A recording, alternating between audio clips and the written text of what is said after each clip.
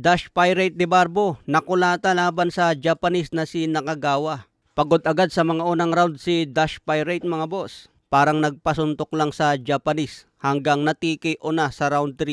Marami nga po nakapansin na tila wala sa kondisyon si Dash Pirate dahil napagod agad. Pero sinasabi naman ng ibang fans, hindi niya kayang tanggapin ang suntok ni Nakagawa kaya nagmukhang napagod agad.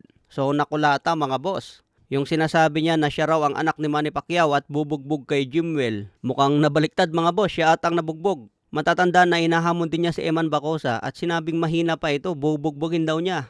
Lahat daw ng anak ni Manny Pacquiao kaya niyang bugbogin mga boss dahil anak din daw siya ni Manny Pacquiao. Pero dito nga po sa laban mukhang iba po ang nakita natin. Sinasabi nga ng mga fans meron na bang anak si Manny Pacquiao na nagpababugbog lang.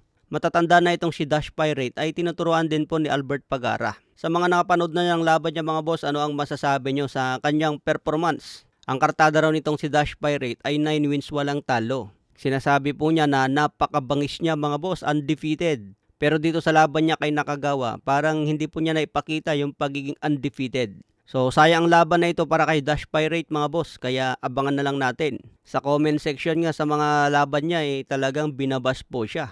Sayang daw ang angas kung hindi napatunayan sa loob ng ring. So syempre babawi pa naman yan si Dash Pirate mga boss. Itong si Nakagawa ang isang namakyo rin kay General Casimero.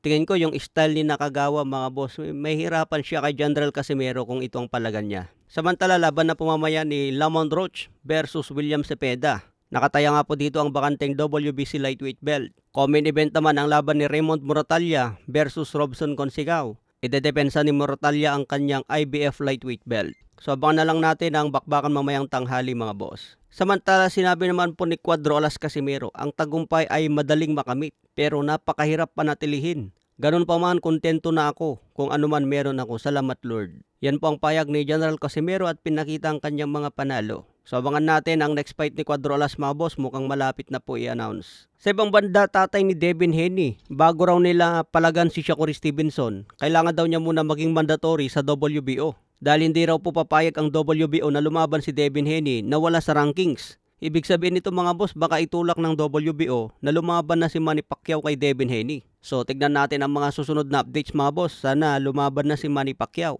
Dahil may pagkakataon ulit si Manny Pacquiao na maging world champion sa edad na 47. Maganda ito dahil kung matalo niya si Devin Haney at maging world champion, may titulo ang paglalabanan nila ni Floyd Mayweather sa 2027. So abangan natin mga boss ang mga susunod na updates.